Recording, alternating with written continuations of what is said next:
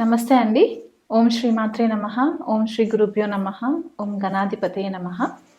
ఈరోజు మనము గురు పౌర్ణమి విశిష్టత, రాబోయే గురు పౌర్ణమి యొక్క ద్వాదశ రాశుల వాళ్ళపైన ఎలాంటి ప్రభావం ఉంటుంది, ఏవైనా పరిహారాలు చేసుకోవాలంటే ద్వాదశ రాశుల వాళ్ళు ఎలా చేసుకోవాలి అనే ఒక కాన్సెప్ట్తో మనము ఈ వీడియో చేస్తున్నాము. సో గురు పౌర్ణమి విశిష్టత ఏంటి అంటే, జనరల్గా మనకి ఆషాఢ మాసంలో వచ్చే పౌర్ణమిని గురు పౌర్ణమి అని అంటూ ఉంటారు. దీనికి ఇంకొక పేరు కూడా ఉంటుంది, వ్యాస పౌర్ణమి అని కూడా అంటూ ఉంటారు అన్నమాట.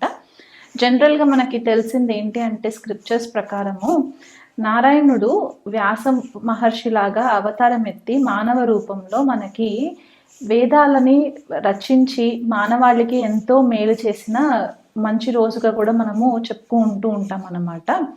వ్యాసుడు పుట్టినరోజు అని కూడా కొంతమంది చెప్తూ ఉంటారు. సో ఈ గురు పౌర్ణమి విశిష్టత ఏంటి అంటే, మనకి మొట్టమొదటిగా వ్యాసుడిని గురువుగా కూడా మనము భావించి వ్యాస మహర్షికి పూజలు కూడా చేస్తూ ఉంటారు కొంతమంది కొన్ని ఆలయాలలో. అలాగే సాయిబాబాని ఎవరైతే ఫాలో అవుతుంటారో వాళ్ళు కూడా గురు రూపేణ బాబాకి కూడా పూజలు చేస్తూ ఉంటారు.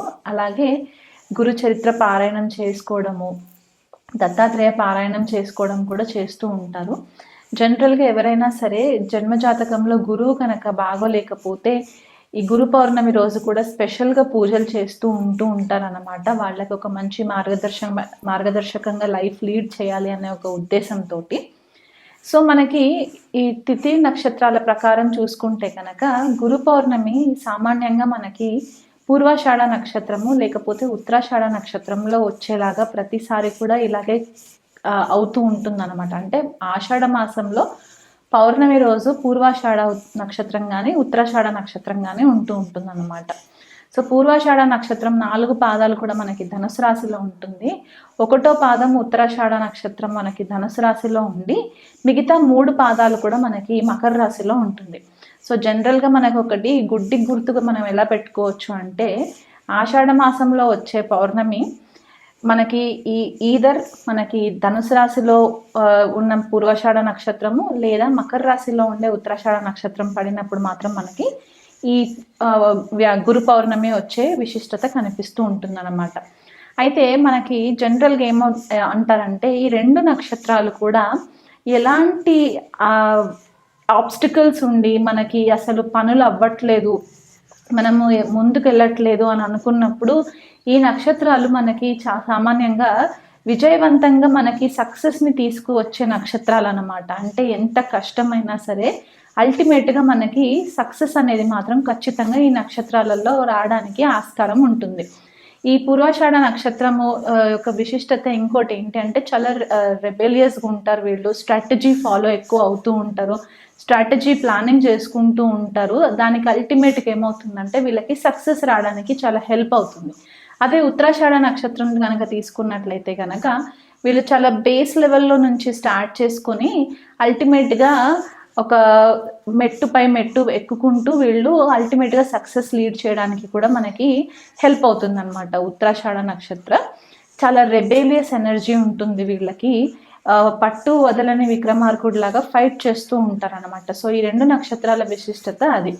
అలా కాకుండా మనకి ధనుసు రాశి మనకి ఇంపార్టెన్స్ ఇక్కడ ఏమవుతుందంటే, కాలపురుష కుండలిలో మనకి 9వ స్థానము లేదా భాగ్యస్థానం అని చెప్తూ ఉంటాము. అండ్ గురు బృహస్పతి రూల్ చేసే ఒక రాశిలాగా కూడా చెప్తూ ఉంటాం అనమాట ధనుసు రాశి. సో ఇక్కడ మనకి మెయిన్గా టీచింగ్స్ ఏం కనిపిస్తాయంటే, గురువు యొక్క ఆశీర్వాదము లేదా తండ్రి యొక్క ఆశీర్వాదము, గురువు కానీ తండ్రి కానీ వాళ్ళు మనకి ఒక మార్గదర్శకమైన బాటలో మనకి నడిపించడానికి వాళ్ళు నేర్పే మంచి మాటలు, మన ధర్మానికి సంబంధించి మతానికి సంబంధించి ఏవైతే మనకి నైతిక విలువలు ఉంటాయో అవన్నీ కూడా మనకి ధనుసు రాశి నుంచి ఉంటాయి అన్నమాట. అలా కాకుండా ట్రెడిషనల్గా అంటే ఒక పద్ధతి ప్రకారంగా ట్రెడిషనల్ వాల్యూస్ ఏవైతే మనకి ఉంటాయో అవి, స్క్రిప్చర్స్ మనకి క్లాసికల్ స్క్రిప్చర్స్ ఏవైతే ఉంటాయో, శాస్త్రాలు ఏవైతే ఉంటాయో, లేకపోతే హయ్యర్ లెర్నింగ్ మనం ఏదైతే ఇంకెక్కువ స్థాయిలో చదువుకోవాలి, మనకి జ్ఞానం అర్జితం చేసుకోవాలనుకునే వాళ్ళు ఎవరైతే ఉంటారో ఇదంతా కూడా మనకి ధనుసు రాశిలో నుంచి ఎక్కువ మట్టుకు మనకి కనిపించే ఛాన్సెస్ ఉంటాయి అన్నమాట. అదే మకర రాశి ఉత్తరాషాఢ నక్షత్రం అని చెప్పేసి అనుకున్నాం కదా, అక్కడికి వచ్చేసరికి ఏమవుతుందంటే శని రూల్ చేస్తారు మకర రాశిని. సో ఇక్కడ ఏమవుతుందంటే చాలా స్ట్రాటజిక్గా, చాలా ఓర్పుతో, డిసిప్లిన్తో మనకి ఈ ఒక్కొక్క స్టెప్ వేసుకుంటూ వెళ్ళడానికి ఉంటుంది. ఇప్పుడు ఇక్కడ ధనుసు రాశికి వస్తే మనకి ధర్మబద్ధంగా ఎలాగైతే ఉంటామో, మకర రాశికి వచ్చేసరికి న్యాయబద్ధంగా మనము లైఫ్ లీడ్ చేయడానికి, సక్సెస్ ఓరియంటెడ్గా ఉండడానికి, మనకి ఎథికల్ మారల్ వాల్యూస్ ఉండడానికి కూడా మనకి చాలా మట్టుకు ఈ నక్షత్రాలు హెల్ప్ చేస్తాయి. సో గురు పౌర్ణమి రోజు మనకి ఈ విశిష్టత ఉంది కాబట్టి ఎవరైనా సరే మీ లైఫ్లో మీకు గురువులు తారసపడట్లేదు, లేకపోతే మీకు ఒక లైఫ్లో డైరెక్షన్ లేదు అని అనుకున్న వాళ్ళు ఎవరైనా ఉంటే గనక ఈ ద్వాదశ రాశుల్లో మీకు గురువు బ్లెస్సింగ్స్ రావాలని చెప్పేసేసి మీరు దగ్గరలో ఉన్న ఏవైనా టెంపుల్స్కి వెళ్ళి మీరు పరిహారాలు చేసుకోవడానికి కూడా మీకు హెల్ప్ అవుతుంది. అలా కాకుండా మనకి జనరల్గా గురువు 8 రకాలుగా చెప్తూ ఉంటారు. అంటే మనకి 8 రకాల గురువులు ఉంటారు అన్నమాట. సో వాళ్ళని ఏమంటారు అనేది కూడా మనం తెలుసుకుందాం. మనకి బోధ గురు, వేద గురు, నిషిద్ధ గురు, కామ్య గురు, వాచక గురు, సూచక గురు, విహిత గురు, కారణ గురువు, నిషిద్ధ గురువు, ఇలా మనకి 8 మంది గురువులు ఉంటారనమాట. అంటే ఒక్కొక్క లెవెల్లో ఒక్కొక్క గురువు యొక్క ఇంపార్టెన్స్ మన లైఫ్లో వస్తూ ఉంటుంది. సో ఈ 8 రకాల గురువులలో మెయిన్గా మనకి అల్టిమేట్ రిజల్ట్ వచ్చే గురువు ఎవరు ఇస్తారు అని అంటే కారణ గురువు ఇస్తారనమాట. ఎందుకు కారణ గురువు ఇస్తారు అని అంటే మనం ఈ జన్మ ఎందుకు ఎత్తాము, ఈ జన్మలో మనం ఏవైనా మంచి పనులు చేసిన తర్వాత మన ఆత్మ యొక్క హయ్యర్ కాన్షియస్నెస్ చైతన్యం ఎంతవరకు వెళ్తుంది, మన స్పిరిచువల్ పర్పస్ ఏంటి, మన ఆత్మ యొక్క పర్పస్ ఏంటి అనే ఒక జ్ఞానాన్ని మనకు అర్జితం చేయడానికి మనకి కారణ గురువు చాలా ఇంపార్టెంట్ అయిపోతారు అన్నమాట. మిగతా గురువులందరూ కూడా మనకి పుట్టినప్పటి నుంచి ఒక్కొక్క స్టెప్ మనకి ఎదుగుతున్న కొద్దికి మనకి హెల్ప్ అవుతూ ఉంటుంది. కాకపోతే అందరి లైఫ్లో మనకి ఫస్ట్ ఇంపార్టెంట్ గురువు మనకి తల్లి అవుతుంది కాబట్టి మదర్ మనకి ఫస్ట్ గురువు అవుతారు, తర్వాత తండ్రి సెకండ్ గురువు అవుతారు, తర్వాత మనకు వచ్చే స్కూల్లో టీచర్స్ అవ్వచ్చు, మన మెంటర్స్ అవ్వచ్చు, కాలేజ్కి వెళ్ళిన తర్వాత మన లెక్చరర్స్, ప్రొఫెసర్స్ ఎవరైతే ఉంటారో వాళ్ళు గురువులు వస్తూ ఉంటారో. ఆధ్యాత్మిక మార్గంలో ఉండే గురువులు వేరే రకంగా ఉంటారు కాబట్టి ఈ గురువు రూపేణ మనకి అందరి నుంచి మనకి ఏవైనా మంచి మాటలు నేర్చుకోవడానికి, మనలో ఉన్న చీకటిని తొలగించి లైఫ్ని ఒక వెలుగులోకి తీసుకెళ్ళడానికి గురువు యొక్క ప్రాముఖ్యత చాలా ఇంపార్టెంట్ ఉంటుంది. కాబట్టి ఈ గురు పౌర్ణమి విశిష్టతని బట్టి ద్వాదశ రాశుల వాళ్ళకి ఎలాంటి పరిహారాలు చేసుకుంటే బాగుంటుందో ఈ వీడియోలో చెప్తాను. కుంభరాశి వాళ్ళకి గురువు ద్వితీయ స్థానాన్ని, లాభస్థానాన్ని రూల్ చేస్తారు. అంటే ఈ 2 స్థానాలు కూడా మనకి ధనానికి సంబంధించి చాలా ఫేవరబుల్ స్థానాలుగా చెప్తూ ఉంటుంది అనమాట. క్లాసిక్స్లో అన్ని కూడా అవే మెన్షన్ చేస్తుంది. ఎందుకంటే సెకండ్ హౌస్ వచ్చేసి అంటే ద్వితీయ స్థానం వచ్చేసి ఇన్కమ్కి జనరేట్ చేసే హౌస్గా మనం చెప్పుకుంటూ ఉంటాము.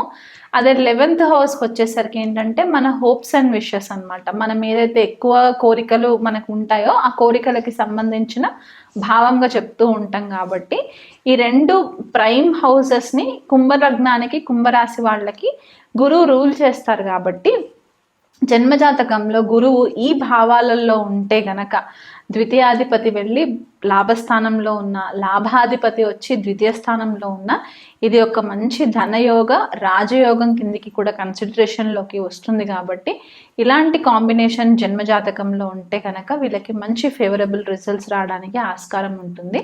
అదే గురువు లగ్నంలో ఉన్నా కూడా వీళ్ళకి సెకండ్ లార్డ్, 11th లార్డ్ లగ్నంలో ఉండడం కూడా ధనయోగం కిందికే కన్సిడరేషన్లోకి వస్తుంది. కాబట్టి మంచి గైడెన్స్ రావడము, ధనానికి సంబంధించి కొద్దిపాటిగా మంచి ధనార్జన చేసుకోవడానికి పాసిబిలిటీస్ రావడము, పిల్లల విషయంలో మంచి బ్లెస్సింగ్స్ ఉండడము, గురువుల విషయంలో మంచి గురువులు దొరకడము, అన్ని రకాలుగా కూడా వీళ్ళకి ఒక రకమైన అబండెన్స్, ప్రాస్పెరిటీ అనేది మనకి కనిపిస్తూ ఉంటుందన్నమాట.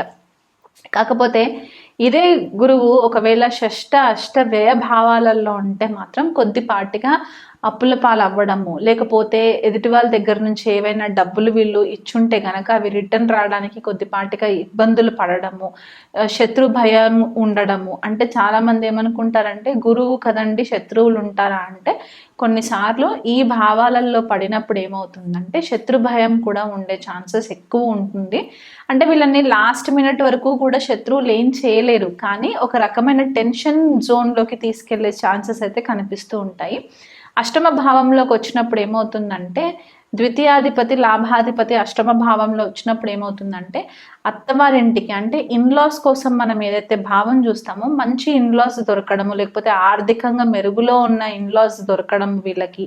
కాకపోతే వీళ్ళకి అవసరానికి కొన్నిసార్లు ఫేవరబుల్ రిజల్ట్స్ రాకపోవచ్చు, లేకపోతే వాళ్ళు ఫేవర్ చేసే వాళ్ళలాగా ఉండకపోవచ్చు.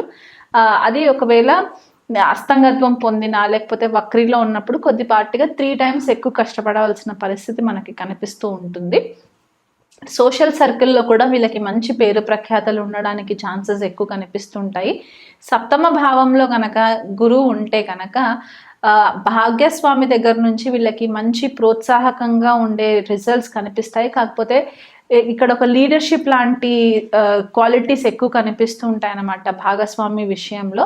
అంటే వాళ్ళు ఒకవేళ ఇంట్లో ఉండే హౌస్ వైఫ్స్ అయినా సరే, కుంభరాశి వాళ్ళకి సప్తమ భావంలో గురువు ఉన్నా సరే, వీళ్ళు ఇంట్లో కూడా ఒక లీడర్ లాగా ఉండి వాళ్ళకి ఇంటికి సంబంధించిన విషయాలలో చాలా కేర్ఫుల్గా అసిస్టెన్స్ ఇస్తూ ఉండడము, గైడెన్స్ ఇస్తూ ఉండడము, భార్యాభర్తల మధ్యలో ఒకరికి ఒకరు హెల్ప్ చేసుకుంటూ ఉండడం అనేది కూడా మనకి కనిపిస్తూ ఉంటుంది.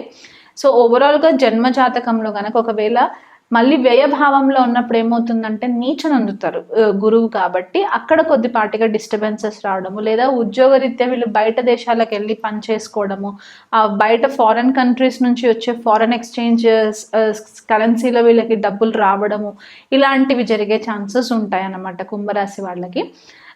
ఇంకా బెటర్ రిజల్ట్స్ రావాలి కుంభరాశి వాళ్ళకి అనుకుంటే గనక గురు పౌర్ణమి రోజు దగ్గరలో ఉన్న గురువుకి సంబంధించిన ఆలయంలో గనక మీరు అభిషేకం కానీ చేయించుకోవడము, లేకపోతే మీ పేరు పైన అర్చన చేయించుకోవడము, మీకు నచ్చిన ఇష్టదేవతని గురు రూపంగా మీరు భావించి కూడా మీరు ఆ ఇష్టదేవత యొక్క మంత్రాన్ని కనుక మీరు రెగ్యులర్గా చాంటింగ్ చేసినట్టయితే కూడా మీకు మంచి రిజల్ట్స్ వస్తాయి.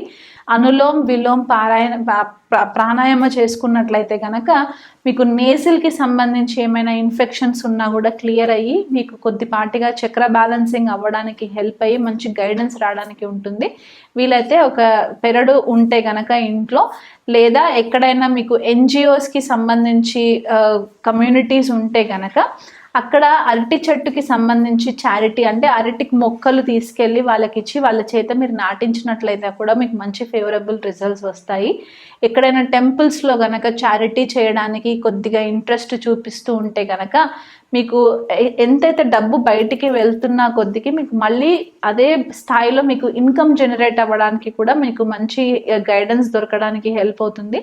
గురువుల పట్ల కొద్దిపాటిగా రెస్పెక్ట్ వహిస్తూ ఉండండి, వాళ్ళకి మంచి గైడెన్స్ తీసుకోండి వాళ్ళ దగ్గర నుంచి, మీకు అన్ని విధాలుగా బాగుంటుంది.